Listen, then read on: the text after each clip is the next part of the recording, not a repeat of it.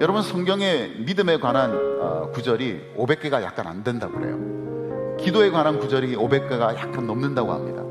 돈에 관한 구절은 무려 2000개가 넘는다고 그래요. 우리는 그렇게 별로 이야기하고 싶어 하지 않고 별로 듣고 싶어 하지 않는 이 돈이라는 주제를 왜 하나님은 이렇게 더 자주 말씀하고 싶어 할까?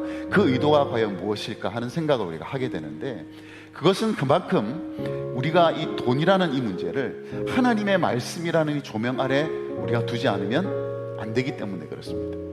우리가 도구들이라는, 하나님이 주신 도구들이라는 관점에서 돈을 바라보게 된다면 이 돈이야말로 우리가 가장 잘못 사용하기 쉬운 도구이기 때문에, 어쩌면 치명적인 어떤 결과를 일으킬 수 있는 도구이기 때문에, 그래서 말씀을 통해서 우리에게 주시는 그런 메시지가 많은 것 아닌가, 그런 생각을 하게 됩니다. 재물이 나쁘다는 뜻이 아닙니다. 얼마든지 이 돈이, 이 재물이 하나님 노릇할 수 있다라는 것을 경고하시는 것이죠. 그래서 하시는 말씀이 너희가 하나님과 재물을 겸하여 섬길 수 없다. 하나님과 재물을 같은 위치에 놓고 비교하시면서 강조하고 있는 모습을 우리가 보게 되는 것이죠.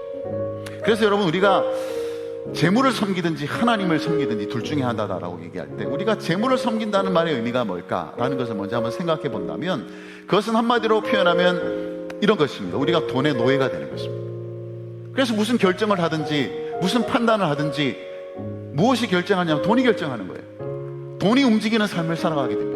여러분, 돈이 우리가 가라는 곳에 우리가 가야 할 곳을 정해주고 우리가 해야 할 것을 정해주고, 그게 결국 뭡니까? 돈이 주인 노릇하는 거 아니겠습니까? 그게 뭐예요?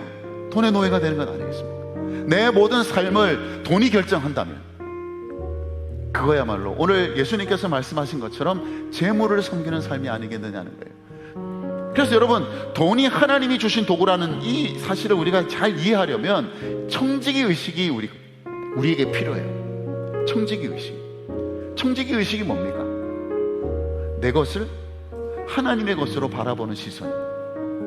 그게 청지기 의식이에요.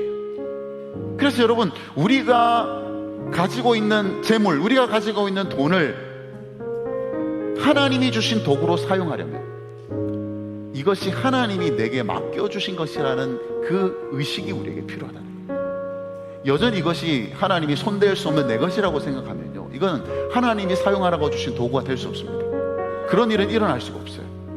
그래서 여러분, 청지기 의식이라는 것, 그것은 이 모든 것이 하나님의 것이고 지금 내게 있는 것은 하나님이 내게 맡겨주신 것이라면 우리는 그것을 이제 지혜롭고 선하게 사용할 책임이 우리에게 주어져 있다. 여러분, 돈이 주인이 되면 그때부터 일어난 일이 뭐냐?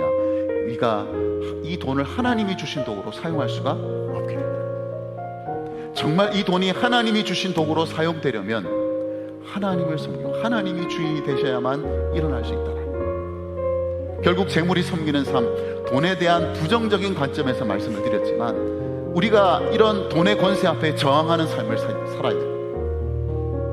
돈이 세상에서, 돈이 좌지우지하는 이 세상에서 우리가 오직 하나님만을 섬기는 그런 삶이 우리에게 필요하다. 그때 비로소 우리는 이 돈을 하나님이 주신 도구로서 제대로 사용할 수 있다는 거예요. 그래서 언제든지 하나님이냐 돈이냐 이런 갈등 앞에 우리가 설 때마다 하나님만을 온전히 섬길 수 있는 그런 삶, 그런 삶으로 나아가는 저와 여러분 되시기를 주님의 이름으로 축복합니다.